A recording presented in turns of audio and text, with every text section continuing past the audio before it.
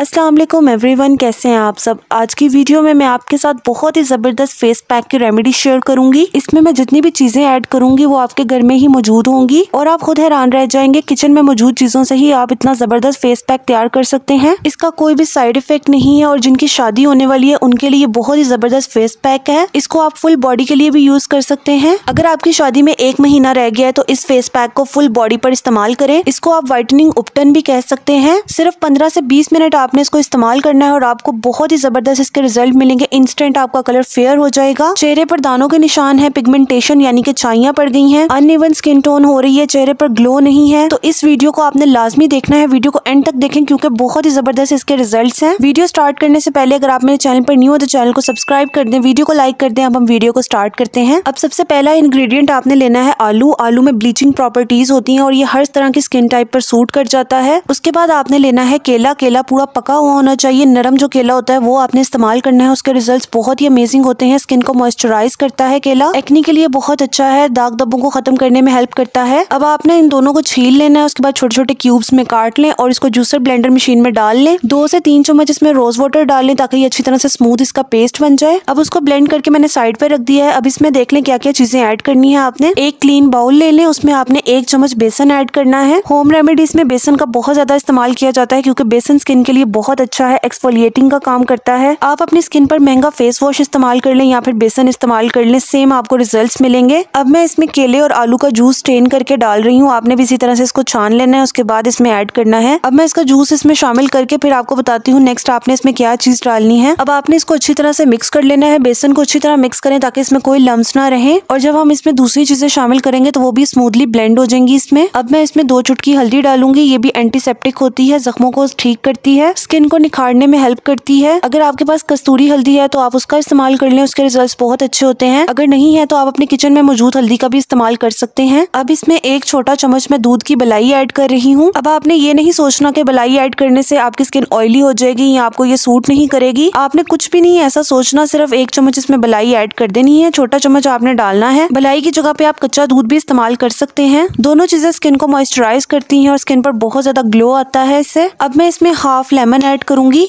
ये मेरे पास बड़ा और जूसी लेमन है इसलिए मैं इसमें हाफ ऐड करूंगी। इसके आप बीज निकाल लें और लेमन जूस इसमें ऐड कर दें। इसमें जितने भी इंग्रेडिएंट मैंने शामिल किए हैं उसके रिजल्ट्स बहुत ही अमेजिंग है और ये बहुत ही जबरदस्त फेस पैक तैयार हो गया है। सालों पुरानी छाइयां हैं, दानों के निशान हैं, तो इससे बिल्कुल खत्म हो जाएंगे। अगर आप इसको रोजाना इस्तेमाल करते हैं तो यकीन करें इसके बाद आपको कोई भी व्हाइटनिंग क्रीम लगाने की जरूरत नहीं पड़ेगी। जैसे जैसे आप इसको इस्तेमाल करते जाएंगे आपका कलर फेयर होता जाएगा। तो यहाँ पर मुझे ये थोड़ा सा पतला लग रहा था इसलिए इसमें मैंने बेसन थोड़ा सा और ऐड कर दिया है। बहुत अच्छी तरह से आप इसको ब्लेंड कर लें। स्मूथ सा इसका पेस्ट बनना चाहिए और ये इतना गाढ़ा होना चाहिए जब आप इसको अपने फेस पर अप्लाई करें या अपनी स्किन पर अप्लाई करें तो ये बहे ना, ये बिल्कुल फेस पैक की तरह आपकी स्किन पर लग जाए। अब यहाँ पर आप देख सकते हैं मिक्स करने के बाद इस तरह की इसकी कंसिस्टेंसी है। अगर आपको ये पतला लगे तो आप इसमें मजीद बेसन ऐड कर सकते हैं और इसको अच्छी तरह से मिक्स कर लें। इस रेमेडी को अगर आप डेली इस्तेमाल कर सकते हैं तो डेली लगाएं क्योंकि इसके रिजल्ट्स बहुत अच्छे हैं। और अगर आपके पास टाइम नहीं है तो फिर भी आप इसको हफ्ते में 2 बार इस्तेमाल कर लिया करें। फुल बॉडी पर आप इसको इस्तेमाल करें। 10 साल से बड़ी उम्र के बच्चों को भी आप ये लगा सकते हैं। अब मैं आपको अप्लाई करके दिखाती हूँ किस तरह से आपने लगाना है। इसको आप अपने फिंगर के साथ या ब्रश के साथ भी लगा सकते हैं। आपने अच्छी तरह से अपने फेस के ऊपर इसका कोट करके लगाना है, बिल्कुल पतली सी लेयर नहीं लगानी। ये बहुत ही पुरानी और इफेक्टिव रेमेडी मैं आपके साथ शेयर कर रही हूँ। ये इतनी पावरफुल रेमेडी है, एक बार आपने इसको लाजमी ट्राई करना है और मुझे यकीन है जब आप इसको एक बार यूज करेंगे तो दोबारा भी आप इसको लाजमी इस्तेमाल करेंगे क्योंकि इसके रिजल्ट्स ही बहुत अच्छे हैं। अब यहाँ पर मैंने इसको अच्छी तरह से लगा दिया है। अब इसको मैं 20 मिनट के लिए छोड़ दूंगी ताकि ये अच्छी तरह से ड्राई हो जाए। जब ये ड्राई होगा फिर मैं आपको बताऊंगी आपने इसको रिमूव कैसे करना है, इसलिए आप वीडियो को एंड तक देखें। अब यहाँ पर 20 मिनट हो गए हैं और 20 मिनट में ये हल्का सा ड्राई हो गया है। आपने भी देख लेना है। जब ये हल्का ड्राई हो जाएगा उसके बाद आपने इस तरह से अपनी स्किन को